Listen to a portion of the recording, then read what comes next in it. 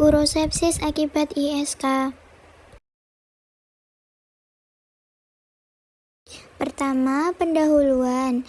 Dalam bidang urologi, sepsis yang disebabkan mikroorganisme patogen atau komensal dari traktus urinarius disebut urosepsis.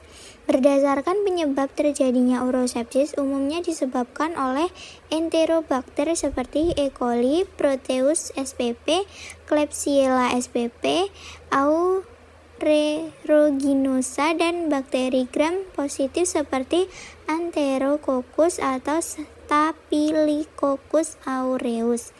Progresi dari sepsis menuju sepsis berat dan shock septik semakin meningkat resiko kematian. Penderita yang lebih rentan mengalami urosepsis adalah lansia lanjut, penderita diabetes, imunosupresif, kemoterapi kanker, dan AIDS. Lalu lanjut di anatomi. Pertama, ginjal sepasang organ berbentuk kacang dengan panjang 4-5 inci terletak di bagian rongga abdomen, dibungkus oleh jaringan fibrus tipis kapsula fibrosa, true capsule. Ginjal terbagi menjadi dua bagian, yaitu korteks dan medula ginjal.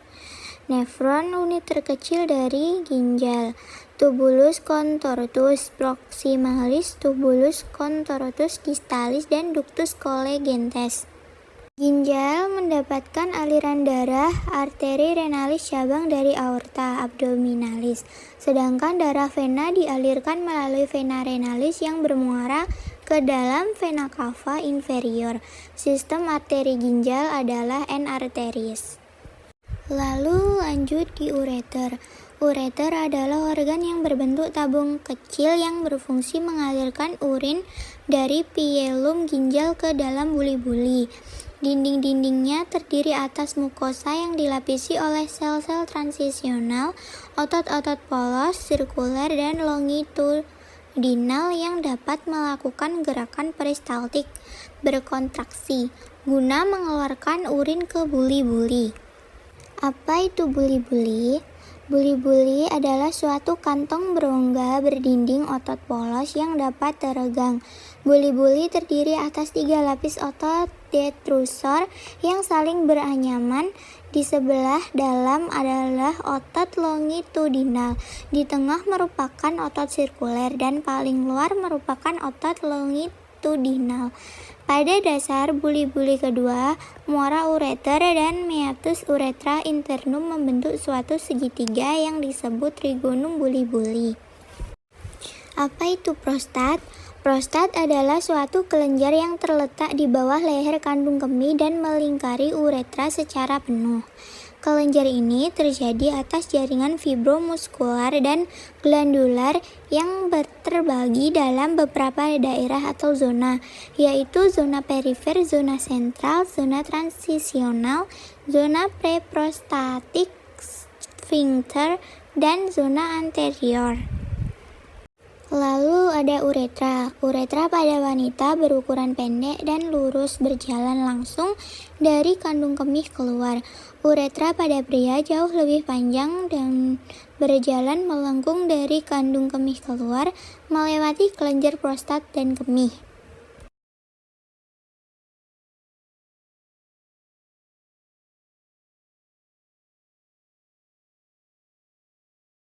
Pengertian dari urosepsis.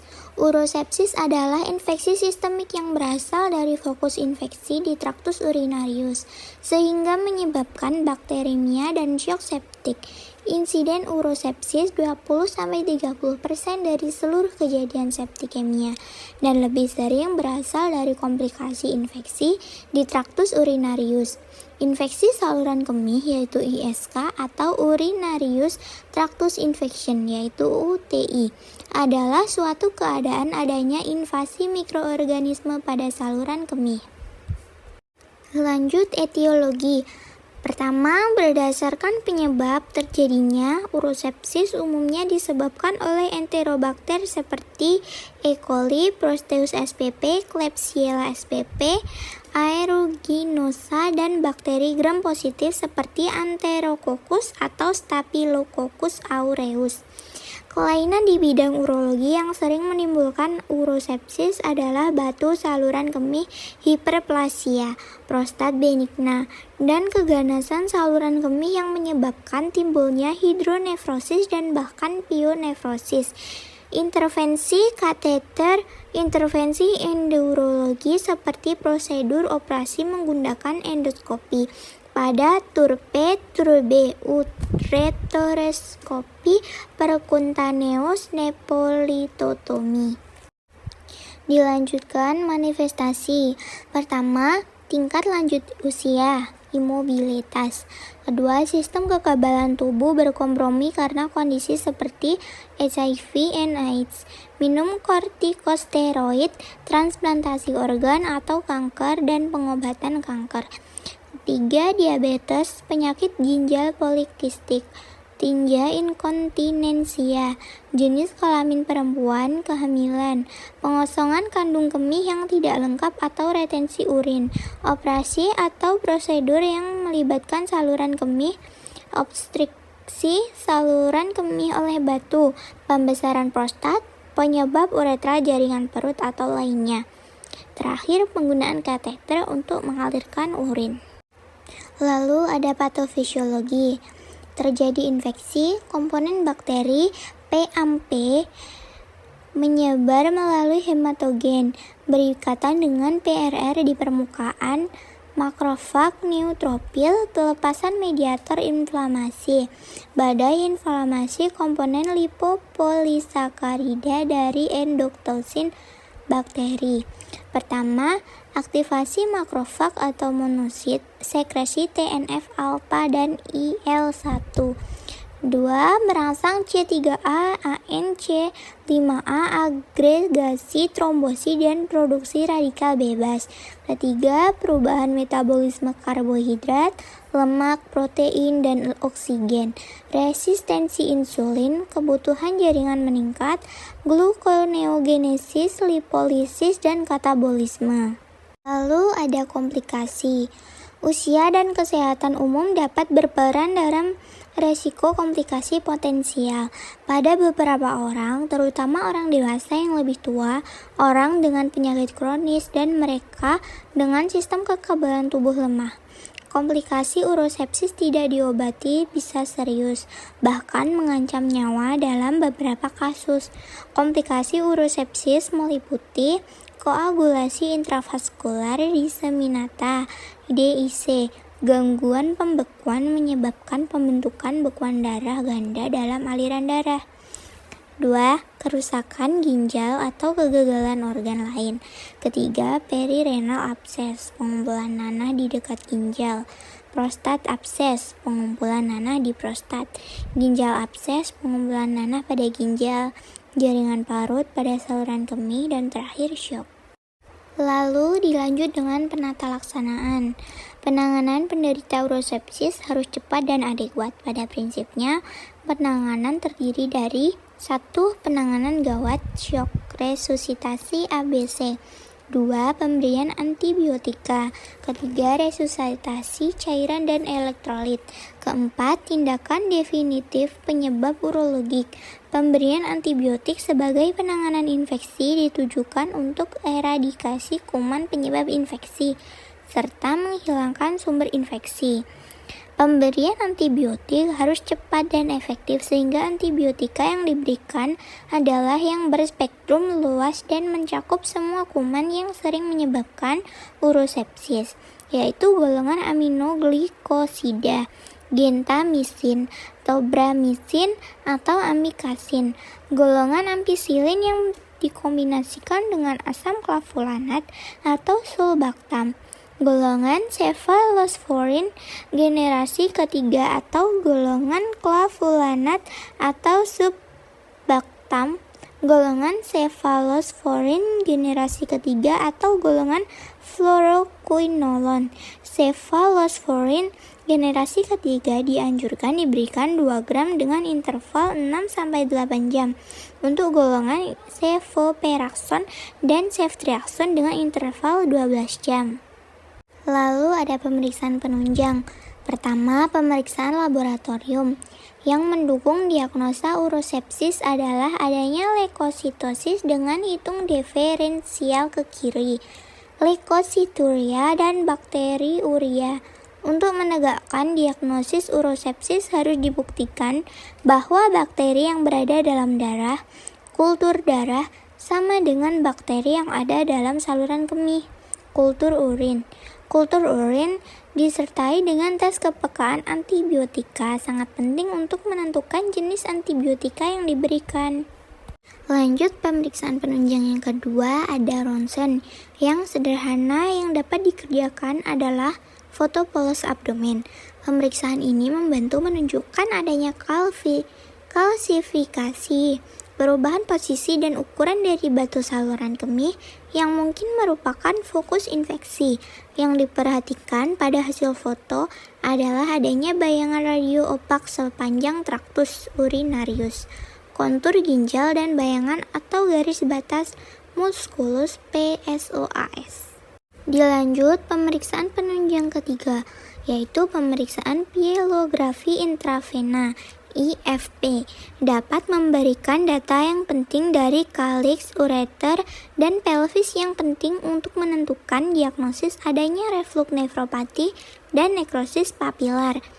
Bila pemeriksaan IFP tidak dapat dikerjakan karena kreatinin serum terlalu meningkat, maka pemeriksaan ultrasonografi akan sangat membantu menentukan adanya obstruksi dan juga dapat untuk membedakan antara hidro dan pielonefrosis.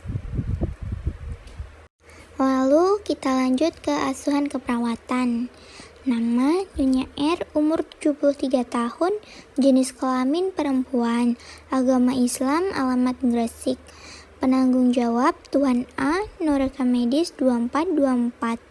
Tanggal MRS 31 bulan 5 2015.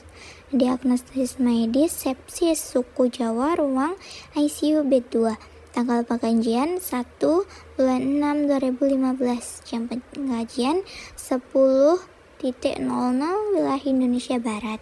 Riwayat penyakit, keluhan utama penurunan kesadaran.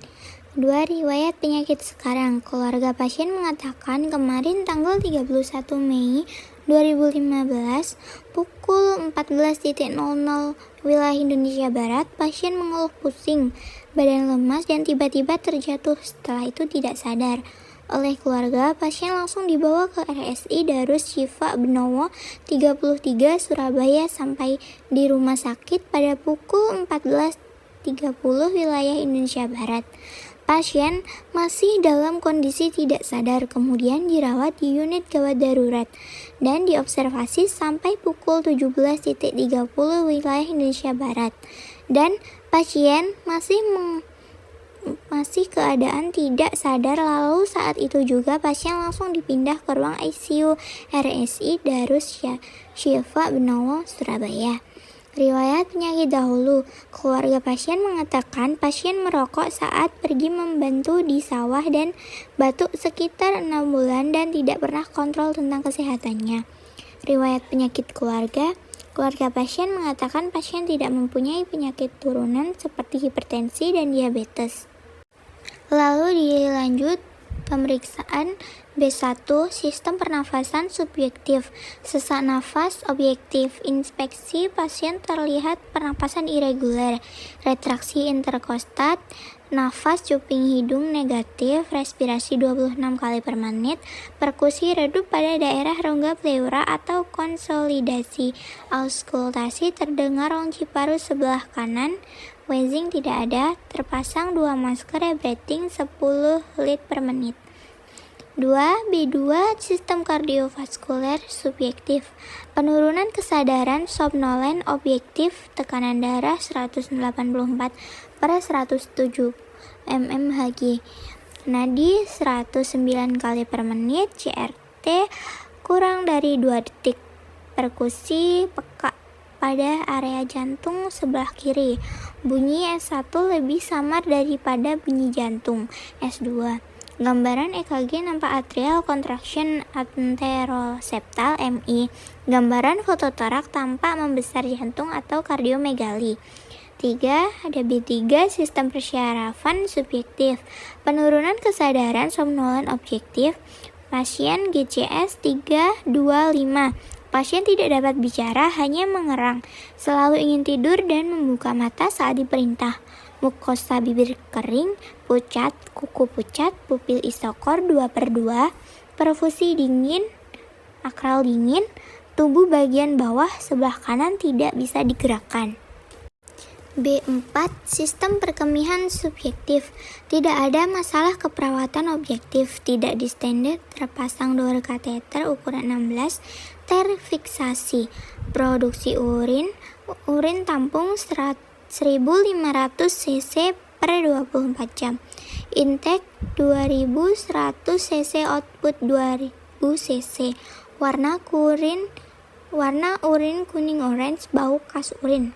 B5. Sistem gastrointestinal subjektif. Tidak ada masalah keperawatan objektif. Pasien terpasang nasogastro-tube berbentuk simetris, flat, tidak distended, terdengar timpani peristaltik usus 12 kali per menit.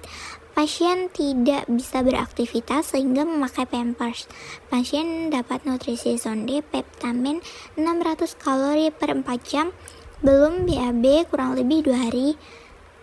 Lalu B6. Sistem muskuloskeletal subjektif. Kelemahan otot objektif. Tonus otot sebelah kanan tidak ada respon. Turgor kulit baik. Suhu 36 derajat Celcius. Dilanjut penata laksanaan. Injeksi citicolin 2 kali 500 mg IV. Ceftriaxone 2 kali 1 gram IV. Ranitidin 2 kali 1 ampul IV.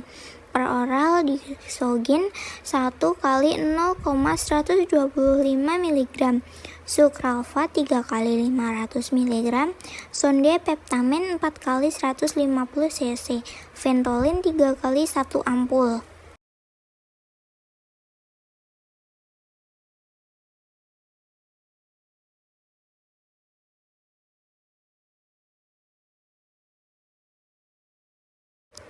Diagnosa 1. Ketidakefektifan bersihan jalan nafas berhubungan dengan obstruksi jalan nafas atau peningkatan sekresi atau produksi mukus berlebihan.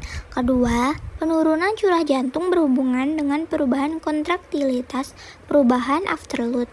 Ketiga, gangguan pertukaran gas berhubungan dengan perubahan membran alveolar kapiler, efek inflamasi.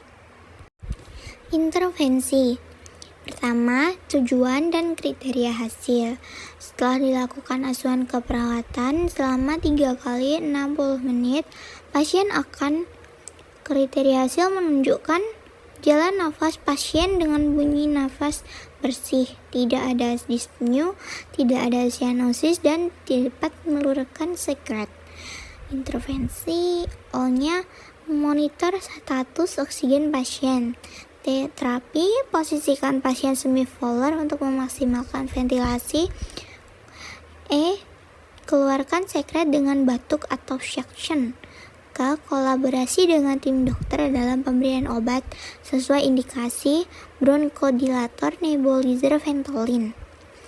Kedua, setelah dilakukan tindakan keperawatan selama 1 kali 24 jam, tekanan darah nadi kembali normal dengan kriteria hasil. 1. Tanda-tanda vital dalam rentan normal, tekanan darah 120/80 mmHg, nadi 60 kali per menit, respirasi 20 kali per menit. 2. Dapat mentoleransi aktivitas, tidak ada kelelahan. Ketiga, tidak ada penurunan kesadaran. Keempat, EKG normal. Dengan intervensi O, pantau tanda-tanda vital, contoh frekuensi jantung, tekanan darah. Pantau dan catat efek kerugian respon obat. Catat tekanan darah, frekuensi jantung, dan irama. Terapi, berikan periode istirahat adekuat, bantu dalam atau melakukan aktivitas perawatan diri sesuai indikasi. Ketiga, setelah dilakukan tindakan keperawatan selama 3 kali 60 menit, pola nafas kembali efektif dengan kriteria hasil. Pertama, mendemonstrasikan peningkatan ventilasi dan oksigenasi yang adekuat. Kedua, memelihara kebersihan paru-paru dan bebas dari tanda-tanda distres pernafasan. Ketiga, mendemonstrasikan batu efektif dan suara nafas yang bersih, tidak ada cyanosis dan dyspnea, mampu mengeluarkan sputum, mampu bernafas dengan mudah. Keempat, tanda-tanda vital dalam rentang normal. Observasi warna kulit membran mukosa dan kuku. Catat adanya cyanosis perifer kuku atau cyanosis sentral sirkumular. Awasi suhu tubuh sesuai indikasi. Bantu tindakan kenyamanan untuk menurunkan demam dan menggigil. Selimut tambahan atau menghilangkannya. Suhu ruangan nyaman, kompres hangat atau dingin. Terapi, tinggikan kepala dan dorong sering mengubah posisi dalam napas dalam dan batu efektif. Pertama, memberi posisi pasien semi-fowler atau head up 30 derajat untuk memaksimalkan ventilasi pada pukul 8 lebih 10 menit wilayah Indonesia Barat. Respon pasien: meletakkan bantal di kepala pasien dan pasien tampak lebih nyaman mengambil nafas dengan posisi head up. Kedua, memonitor status oksigen pasien dan memberikan oksigen dengan masker rebreathing dengan 10 lpm pada pukul 8.00 wilayah Indonesia Barat. Respon pasien RR 26 kali per menit, SpO2 94, tidak dapat mengeluarkan sekret sendiri dan tidak dapat batuk. Ketiga, melakukan auskultasi suara nafas. Catat adanya suara nafas tambahan pada pukul 8.20 wilayah Indonesia Barat.